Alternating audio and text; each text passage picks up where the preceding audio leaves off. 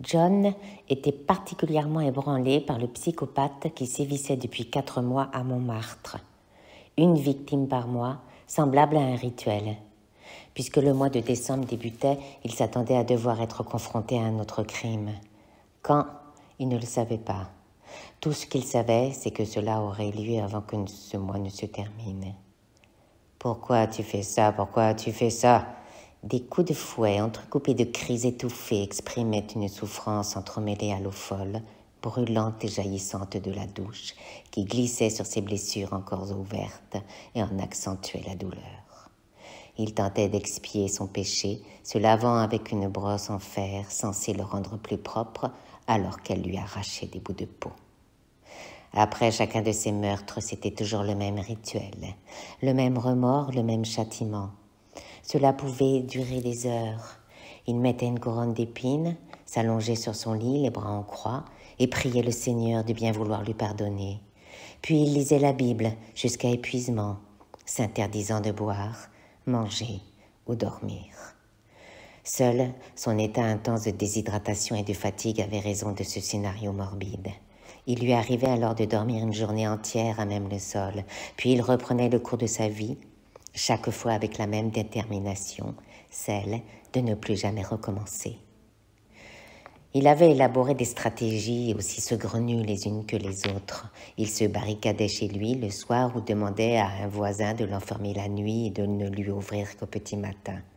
Ce dernier, trouvant cela bizarre, refusait.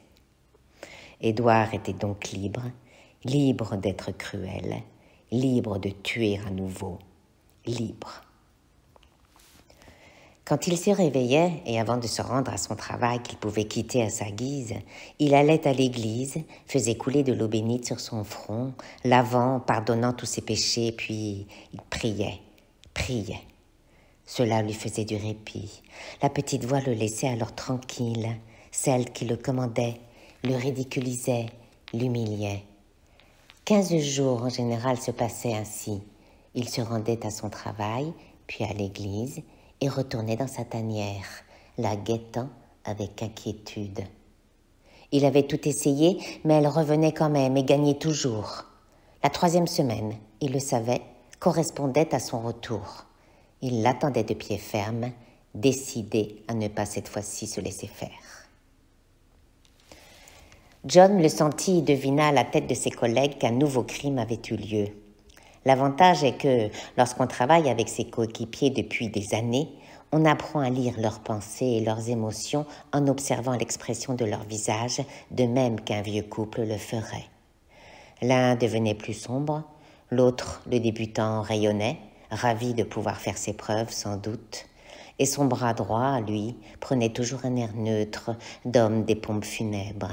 Il n'avait même pas besoin de l'entendre, il le savait.